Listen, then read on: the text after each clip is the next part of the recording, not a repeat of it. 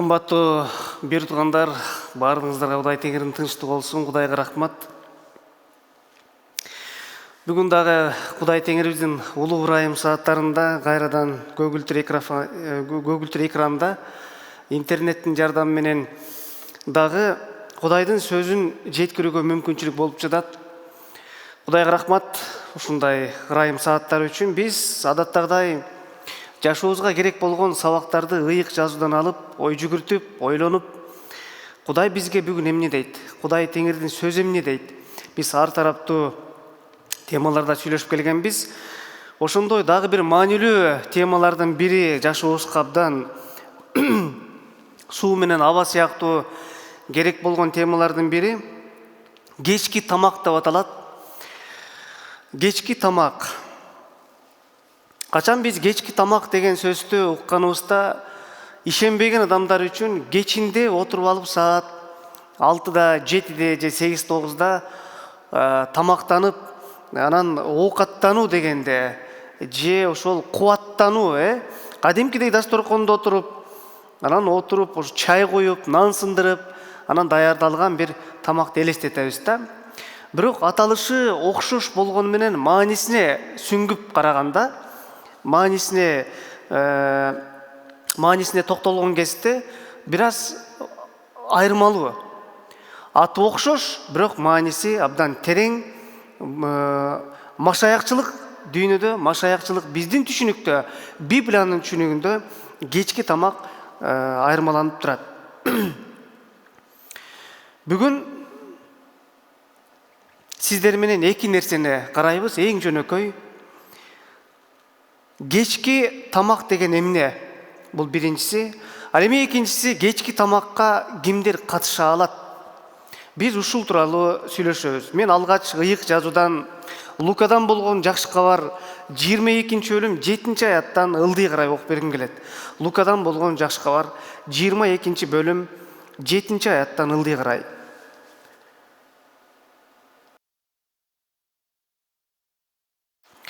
Пасах козусу союла турган ачыткысыз нан байрамы келди. Ошондо Ыйса барып бизге пасах тамагын даярдагыла деп Петр менен Жаканды жөнөттү.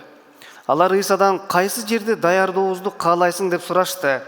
Ыйса аларга: шаарга кирсеңер, кумура менен суу көтөрүп бара жаткан адамга жолугасыңар. Анын артынан ээрчип, ал кирген үйгө киргиле да, ошол үйдүн ээсине: шакирттери менен пасах тамагын жей турган бөлмө кайсы деп сенден устатууз сурап жатат дегиле. Ошондо ал силерге төшөнчүлөр төшөлгөн үстүңкү кабаттагы чоң бөлмөнү көрсөтөт. Тамакты ошол жерге даярдагыла деди. Алар барышты. Баары Ыйса айткандай болду. Ошентип алар пасах тамагын даярдашты. Тамак жей турган убак болгондо Ыйса 12 элчиси менен дасторконго отурду. Ошондо Ыйса аларга: азап тартарымдын алдында мен ушул пасах тамагын силер менен бирге жегенди аябай каалаган элем.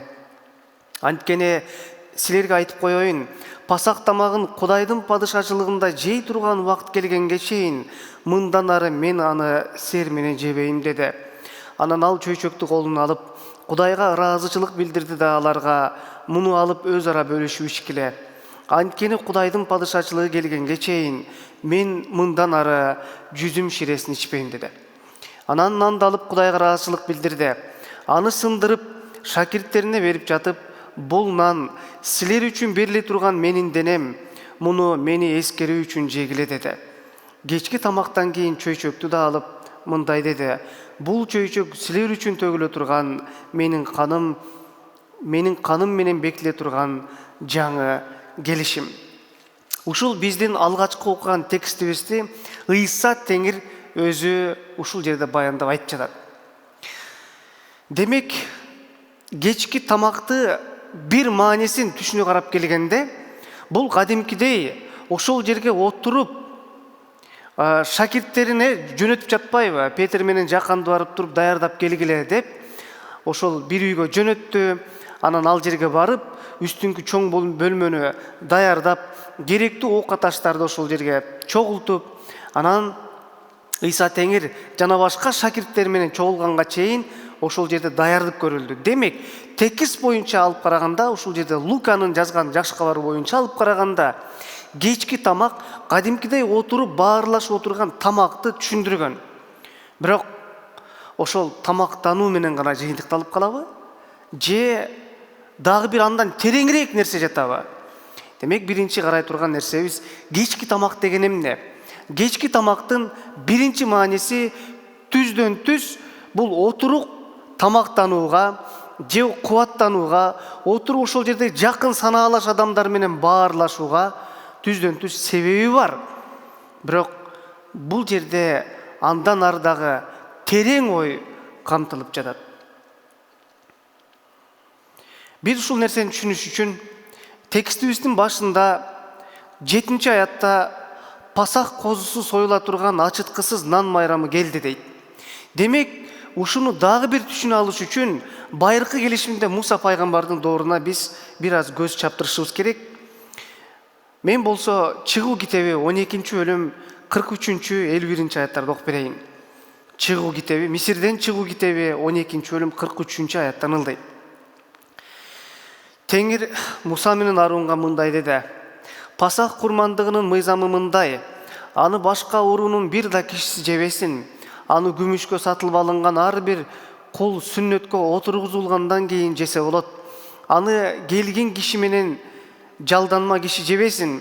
Аны бир үйдө отуруп жегиле, этин сыртка алып чыкпагыла, сөөктөрүн сындырбагыла.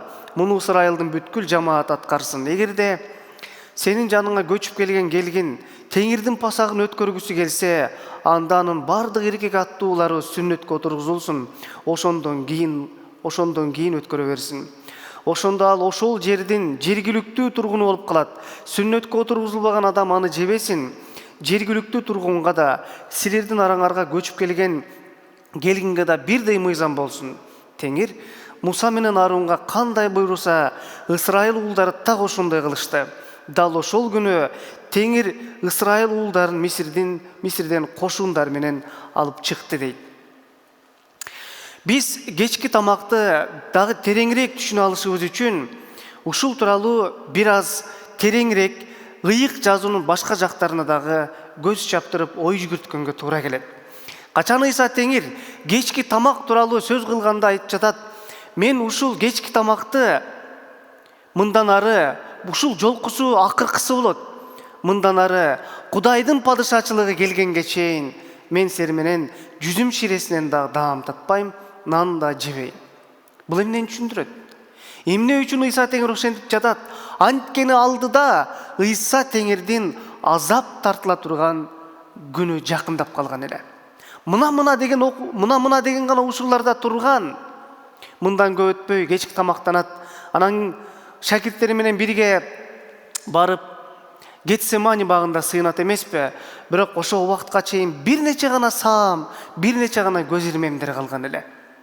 Ыйса Теңирдин атасынын эң алдыдагы маанилүү болгон максатын, планын аткарыш керек болчу.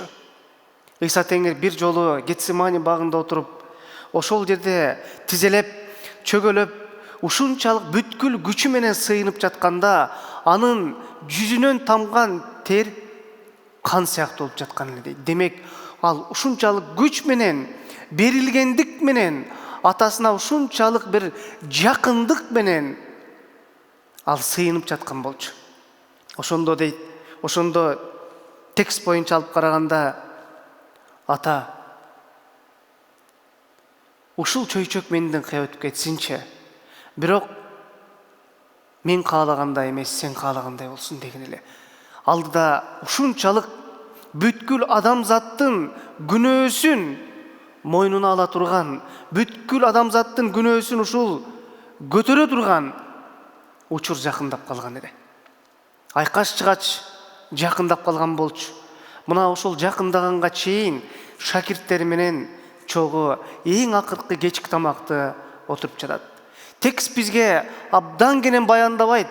Ал жерде шакирттери менен отуруп көп көп сүйлөшүүлөр, бир көп маселелер, курч маселелер, ошондой эле күнүмдүк турмуш тиричиликке дагы байланыштуу сөздөр болгондур.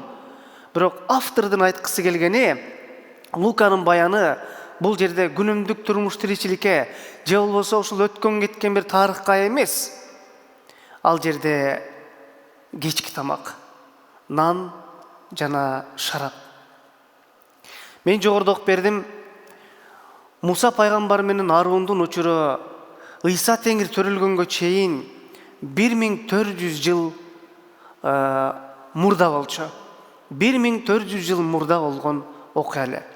Ошондо Мисирден мына деп чыга турган учур келгенде Кудай Теңирдин Муса менен Арунга ошондой эле Ысрайыл элине берген ошол жерде тапшырмасы бар эле. Же болбосо Кудай Теңирдин билдирүүсү бар эле. Силер Пасах курмандыгын өткөрүп жатканда, же Пасахты өткөрүп жатканда мындай кылышыңар керек. Мен өз сөзүмөн айтып берейин. Ал жерде фараон жүрөгүн катуулантып Ысрайыл элин чыгарбай койгон кезде, кое бербей койгон кезде Кудай Теңир 10 жазаны колдонот. 10 жаза деген сөз ошол жерде фараондун жалган кудайларына, бүткүл Египеттин кудайларына Кудай Теңир өзү болгону 10 өзүнүн күчүн көргөзгөн эле. Кудай көргөзүп келген. Фараон, сен Кудай эмессиң. Анткени бүткүл Египет эли фараонду күндүн кудайы Раага теңеген болчу. Ошондо Кудай Теңир 10 өзүнүн күчүн көргөзөт. Бирок 10-чусу болсо бүткүл Мисир жериндеги Ысрайыл элинен тышкаркы жашаган адамдардын тун уулдарынын жанын алыш керек болчу. Ошондо Кудай Теңир айтты: "Силерге дагы ошол жан алгыч периште, өлүм периштеси келип, аларга дагы силерге ошол кол салып албаш үчүн силер козуну мууздап, анын каны менен өзүңөр жашап жаткан үйдүн кашектерин, рамка, кашектерин, дарбазанын кашектерин белги кылып ошол жерге иссоп менен, иссоп деген өсүмдүк болгон бүгүнкү күндө щотканын ролун ошондо ойногон. Аны алып кашектерге белгилеп койгул. Ошондо периште келет дагы кимдин үйүндө кашегинде кан сүртүлгөн болсо, ал андан кыя өтүп кетет. Ушул еврей тилиндеги кыя өтүп кетүү бул еврей тилинде Песах деп айтылат. Песах деген сөздөн бизге Пасах деп которулду. Демек, өлүм ошол Ысрайыл элине аларга келген, бирок алардын эшиктеринин кашегинде кан сүртүлгөн болчу. Козунун каны сүртүлгөндүктөн ал белги болуп калды дагы. Периште ал жака тийбестен бүткүл ошол кан сүртүлбөгөн, ошондой эле бүткүл еврей эмес улуттундагы египеттиктердин балдарын жанын алды. Ошондо Кудай Теңир андан тышкары айтты: "Силер кечинде ар бир жылдын, биздин тил менен айтканда, ар бир жылдын башында 14-чү күндүн кечки күнүндө, 15-чи күнүнө огон күнү силер союп жешиңер керек. Аны шашылыш түрдө жегиле. Силер куруңарды кийгиле, таягыңарды алгыла. Башкача айтканда, жолго камданып алып шашылыш түрдө жегиле. Жеп жаткан этиңер ачуу өсүмдүктөр менен коштолуш керек" деди. Анткени ачуу өсүмдүктөр дагы өзүнчө бир маанини берген болчу. Ошентип Кудай Теңир бир нече осуяттарды, тапшырмаларды айтты. Ушул мен берген мыйзам менен, көрсөтмөлөр менен аткаргыла деди. Эми ушул Пасахтын, Муса пайгамбардын доорундагы окуя менен Ыйса Машаяктын кечки тамагынын жалпылыгы барбы? Окшоштугу барбы? Келиңиздер карап көрөлү. Бирок адегенде дагы бир нече сөз. Муса менен Арунга Кудай Теңир айткан болчу: "Силер ошол жеп туруп анан жолго чыгасыңар." Алар Мисирде 400 жылга жакын Ысрайыл эли жашаган болчу. Ошол жыл аралыгында алар кул болуп, бир нече жүздөгөн жылдар бою, ондогон жүздөгөн жылдар бою колчулукта азап чегип жаткан болчу. Кудай Теңир өзүнүн элинин ыйын уккан болчу. Анткени алардын ыйы Кудайга, асманга чейин жеткен болчу. Ошондо фараон кое бербей жатпайбы? Ошондо Кудай Теңир өзүнүн күчүн көргөздү. кереметтүү күч менен эми алар Мисирди таштап ошол күнү, бул Нисан айынын 14-күнү. Бизче эгерде биздин тил менен алып караганда январь болуп калат. Бирок биз Пасакты бүгүнкү күндө белгилеген учур бул апрелдин тегерегинде болуп эсептелинет. Ар бир жылдын апрелдин тегерегинде. Бирок бул бүгүнкү күндө да өтө маанилүү эмес. Күндөр боюнча бизге ошол майрамдын өзүнүн мааниси маанилүү. Мааниси. Ошентип Мисирден алар кулчулуктан, азап тарткан, азаптуу жайдан Кудай Теңир аларды чыгарып туруп, Кудай Теңир өзү белгилеп койгон жака аларды эмне кылып атат? Аларды жеткирген жатат. Алдыда кубанычтуу кабар. Эми биз Ыйса Теңирге келели. Ыйса Теңир бул Пасах козусу, ошол козунун каны үйлөргө сүртүлдү. Эми Ыйса Теңирдин каны менен ар бирибиз жуулуп, ар бирибизге Ыйса Теңирдин каны белги болуп калыш керек эле. Эмне үчүн? Анткени качан өлүм периштеси келгенде кан сүртүлгөн үйлөргө тийген жок. Бирөө дагы өлгөн жок. Алардын малы да өлгөн жок. Египеттиктердин малынан, тун малынан баштап, тун уулдарына чейин кырылып калды. Эмне үчүн кырылып калды? Анткени алар күнөөкөр болчу. Кудайдын тилин алган эмес, фараон баш болуп, тигил элдери төш болуп. Бирок бүгүнкү күндө биз дагы күнөөкөр болчубуз. Биз дагы өлүм периштеси келип туруп, биздин жаныбызды алганга биз татыктуу элек. Анткени биз күнөөкөрбүз. Табиятыбыздан күнөөкөрбүз. Жүргөн жүрүм, турган басканыбыз менен сүйлөгөн сөзүбүз, ар бир кадамыбызда күнөөкөрбүз. Бирок ким Ыйсанын канына жуулуп тазаланса, бул деген сөз Ыйса канын агызып атат, мен жуунум деген түшүндүрбөйт. Бул деген салыштырмалуу даража менен айтып атам. Ким ага ишенсе деген сөз, анын алдына келип тоо кылса деген сөз, аларга белги бар. Булар меники. Булар каргышка калбайт. Булардын ордуна мен каргышка калдым. Козунун каны белги болгондой эле Ыйса Теңирдин каны бизге белги болуп калды. Бул биринчиси. Эми Кудай Теңирдин эли азаптуу жайдан жакшы бошотулуп, жакшы жайга Кудай Теңирдин коштоосу менен, батасы менен жол алгандай эле, эми биз күнөөкөр дүйнөдөн тандалып алынып, биз асманга бара турган жарандар болуп калдык. Эми биз биринчи маанисин карадык. Кечки тамак деген эмне? Кечки тамакты түшүнө алыш үчүн биз бир нече сөз кылдык. Түшүнүгү боюнча, биринчи мааниси боюнча бул отуруп баарлашуу, бул окшош, бирок терең маанисин биз сүйлөп жатабыз. Бул жерде салыштырмалуулуктар, бул жерде образ деп коет эмеспи? Окшоштуктарды биз карап жатабыз. Демек, качан Ыйса Теңир ошол жерде отурган кезде өзүнүн шакирттери менен айтып атат: "Мынауреки нан бул менин денем болуп эсептелинет. Силер ушул нанды алып туруп чайнап жегениңерде менин денемдин жанчылгандыгын, менин денемдин бүткүл ааламдын күнөөсү үчүн кыйналгандыгын, азап тарткандыгын эстейсиңер. Ал эми бул чөйчөк болсо, ошол жанчылган денеден, кыйналган денеден кан акты. Бул менин каным болуп эсептелинет. Силер ушул эки нерсени, нанды жана шараптан ичкен кезде, менин жалпылап айтканда азап тартуумду, ушул дүйнө үчүн мен жөн эле эмгек кылбагандыгымды, мен ушул дүйнө үчүн зор салымымды кошконумду, эбегейсиз чоң эмгек жасагандыгымды, кон төлөгөндүгүмдү, азап тартканымды эстеп жүргүлө. Эми биз качан ар бир айдын башында, бүгүн да кечки тамак, бүгүн 1 март, дайыма кабыл алган сайын ошол нан бул кичинекей эле нерсе, аны жеп тоюш үчүн эмес, же чөйчөктөгү шарапты ичип мас болуш үчүн эмес, ал Ыйса Теңирдин азаптуу өлүмүн биз эскерип туруш үчүн. Анткени Ыйса Теңир өзү осуяттап калтырып жатат.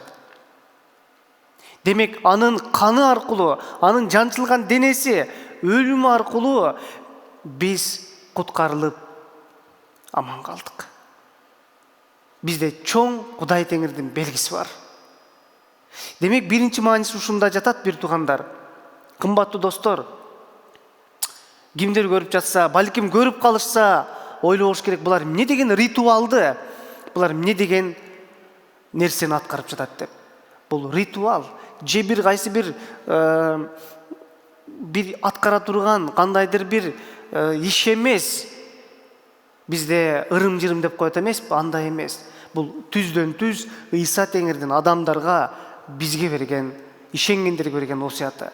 Биринчи мааниси. Ал эми экинчи мааниси, кечки тамакка кимдер катыша алат? Эми Ыйса Теңирдин ошол денесин кимдер эскере алат? Ар бир адам, дүйнө жүзүндөгү ар бир адам эскере алат.